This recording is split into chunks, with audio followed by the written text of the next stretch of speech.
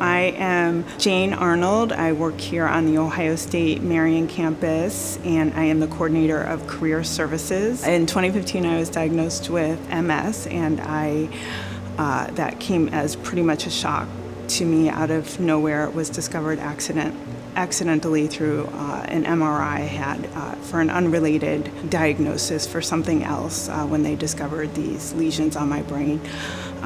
They referred me to a neurologist. So when they told me the news, I definitely burst into tears, kind of in disbelief. You know, I'm a pretty active fit person, so just hearing this definitely depressed me. And I spent probably 6 months just being in denial. My neurologist was pretty firm, you need to go on medication. I delayed doing that, and in that time, actually, I had disease progression. I hadn't been having really any symptoms too much up to that point that would have made me say, oh, I have MS. But I did just start medication, monthly infusions, and then maintained my active lifestyle, mostly walking.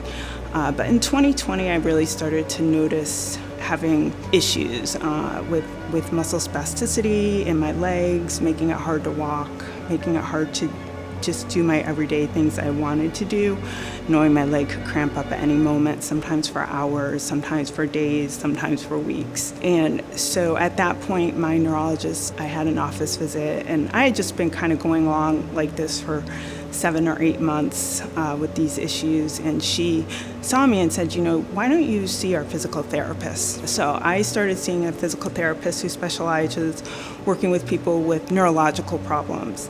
It's a little bit different kind of specialty in the way they work with you. And I think I was kind of shocked to discover that they told me by not doing my strength training, which I was afraid to do because I was going to have muscle cramps, and balance was kind of getting a little bit worse, that I could actually work on these things and retrain my brain, and that it would actually help me. And I think I had an aha moment of, I actually can improve on this instead of just maintaining, I guess, status quo.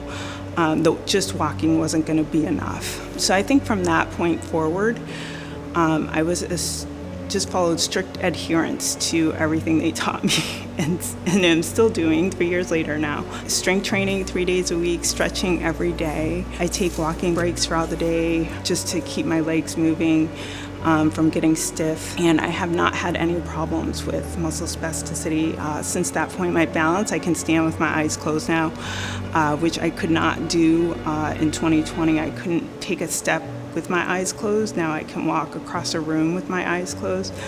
So I think I'm just in awe of retraining my brain to, I guess, be more in tune with my body and in with these movements. I am proud of that, and I guess I do keep moving, so I can keep moving. I also took to heart, they said exercise can delay the disease, and my goal is to delay this disease as much as I can.